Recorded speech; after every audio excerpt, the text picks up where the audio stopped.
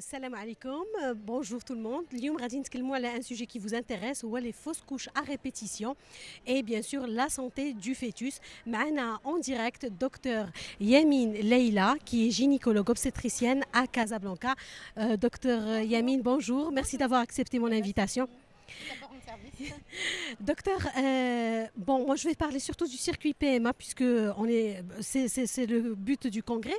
Et bien sûr, même pour les grossesses normales, les fausses couches peuvent avoir lieu même dans le cadre d'une grossesse normale. Mais par exemple, dans le cadre d'un circuit PMA, la femme, elle passe par tout le protocole. Elle a donc les 15 longs jours d'attente avec le positif. Une fois elle a son positif, son test sanguin positif, après, je vais dire quelques jours, 4 semaines, elle fait une fausse couche. C'est la première, puis la deuxième. Quand est-ce qu'on peut parler des fausses couches à répétition? Alors, bien entendu, c'est un sujet d'actualité, c'est un sujet très intéressant et il faut savoir qu'on a déjà, les sociétés savantes ne sont pas d'accord sur la définition et sur la prise en charge.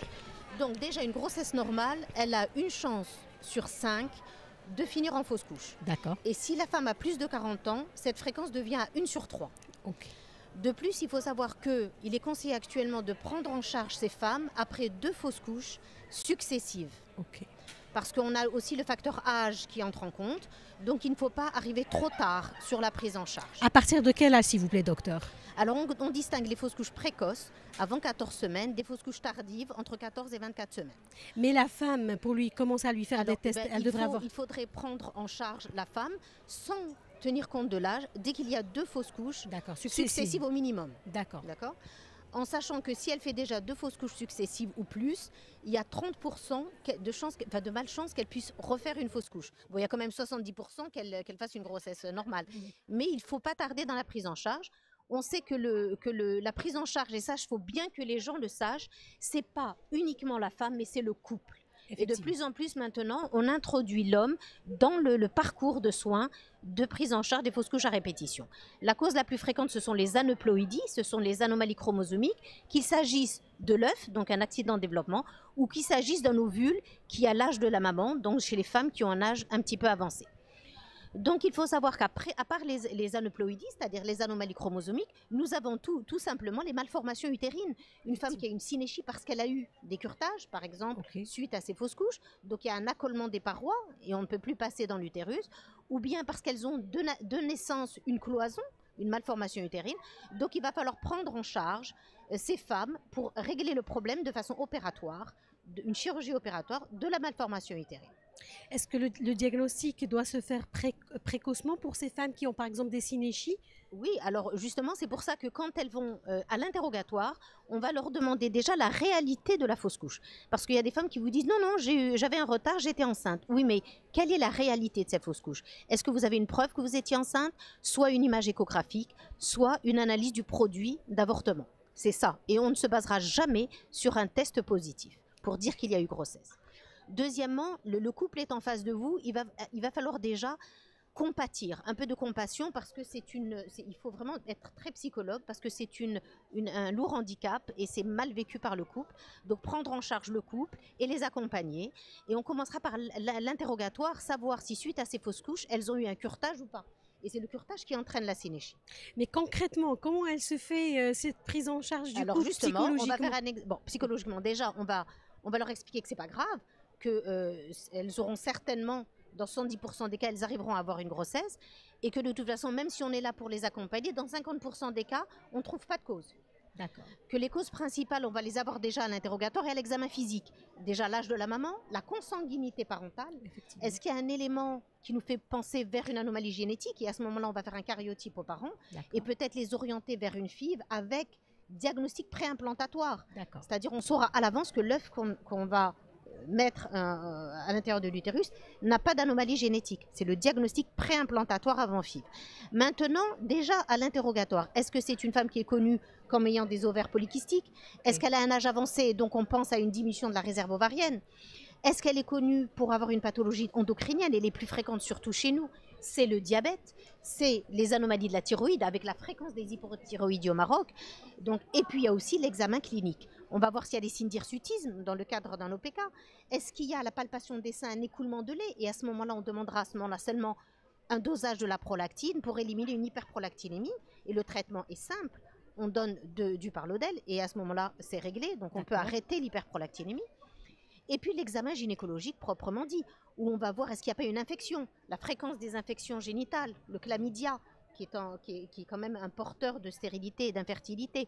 On va voir s'il n'y a pas une anomalie de col, par exemple, au spéculum. Oui. Donc, on part dans les malformations utérines. Donc, c'est vraiment, et il faut vraiment... Step by step. Step by step. Il faut aller progressivement. On n'est pas dans l'urgence. Demander le moins d'examens possible. Commencer par déjà ce qui est évident.